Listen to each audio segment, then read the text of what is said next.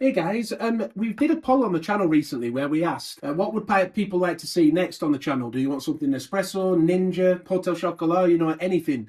Because we do quite a bit these days, don't we? But the 70% of people actually said they wanted to see another Nespresso video, and someone commented saying they like it when we do compatible pod reviews, which we haven't done for a while. So I thought today we'd have a look at these Lavazza compatible pods. So this is the espresso version, intensity 11 out of 13. The company Lavazza is a historical one, isn't it? You see it in a lot of coffee shops and things. It originates in Italy, 1895 in Torino. Look on the back, it says, "Enter the world of Lavazza, master of espresso, to discover over 100 years of heritage and passion." They're still based in Italy, look, in Bologna, Torino, but the pods themselves are actually made in Germany. Here's the sustainability and recycling information. And on the surface of it, we're looking for biscuit notes. It's a medium roast pod, but we will actually give you more information as we go through about the different notes that we might find in this coffee. We're going to try it as an espresso, a black coffee, and also as a latte with 2 shots of coffee in. You get 10 in a pack, by the way. I'll show you on screen now how they're laid out in the box. And they're also available on Amazon. I'll leave a link in the description. Yeah, so let's get the pod into the machine then.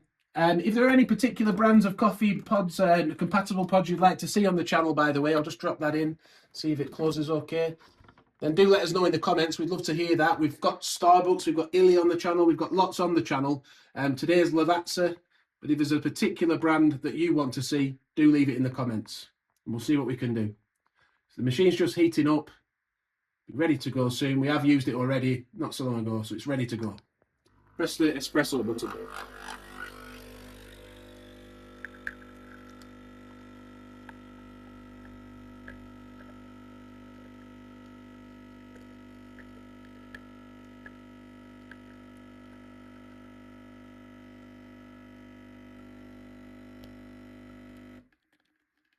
So first thoughts, as I watched it pour, after trying many different compatible pods, I like the way no water came out first. Sometimes with poor quality pods, or sometimes you can see a little bit of water comes through first and then the coffee.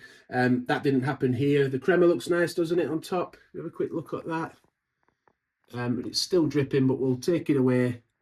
The machine we're using, by the way, this machine is the Nespresso Pixie. We have a review of that on the channel. This is the new model. We got that recently and reviewed it. And this is the Aeroccino 3. We've got lots of videos with that on the channel. That's what we're going to be using today, the milk frother. But yeah, I've let it cool a little bit now. Let's have a little taste and see if we can pick out, what was it we were looking for? And see if we can pick out those biscuit notes. Yeah, so after tasting that, I was a bit confused because I'm not sure I was picking up many like biscuit notes.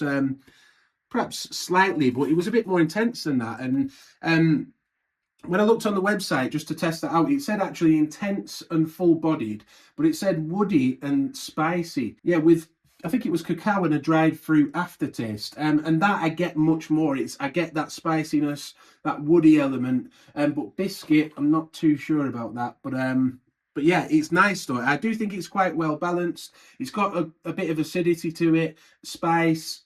And yeah, it's pleasant enough to drink. It's well balanced. But that's as an espresso.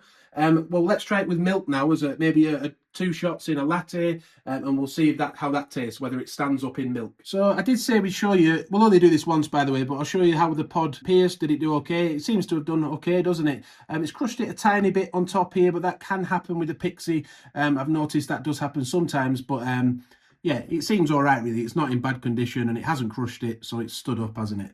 And also in the bottom here, I did say, if you look there, there's not a lot of water. There's a tiny bit of water. With compatible pods, sometimes like, a lot of water can come through, but that's only got a tiny little bit there. So I'm reasonably happy with that. So yeah, let's now try it as a latte. Yeah, we'll just pop a couple of shots in here. And we've got whole milk today. We ran out of semi-skim, but we've got enough milk in there for a latte. Whole milk today. Let's pour our first shot of espresso. Like I said, it will heat up again pretty quickly, I'm sure. So let's pour our first shot of espresso.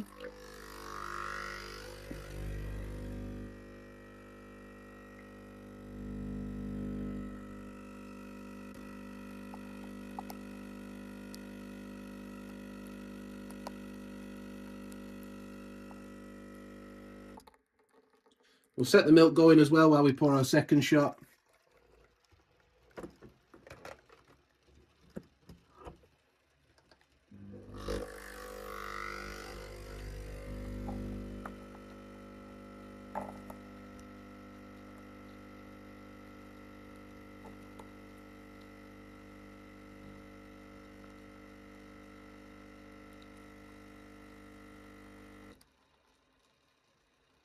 Yeah, just as a reminder, this is the espresso version we're looking at, the purple one, intensity 11 out of 13. We can see it looks quite rich, doesn't it? Look, smooth crema on top as well. So the milk's now finished frothing, so let's get that poured out.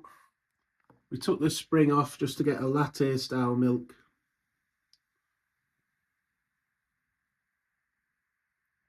I mean, at first sight, it's looking quite weak, isn't it? I know lattes do look like that, but usually when I've got 2 pods in them, they look a bit stronger than that. But let's give it a taste and see what it tastes like. Okay, so it is an 11 out of 13 intensity pod, isn't it? So you would expect the flavour notes to come through and the intensity to come through a little bit more. I would anyway.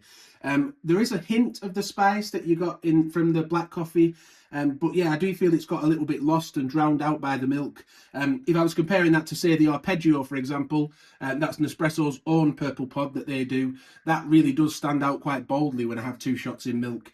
That's not happened here. That has got lost a little bit, so I prefer that one as an espresso personally than with milk. That being said, that doesn't mean that it's horrible. It does taste actually like a latte you would get in a lot of coffee shops, very mild.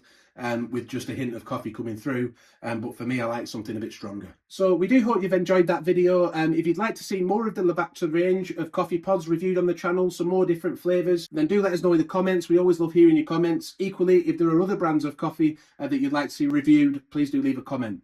Don't forget to like the video. If it's helped you out, that really does help us out. Subscribe to the channel, hit the notification bell. Thank you for watching. Until next time, bye for now.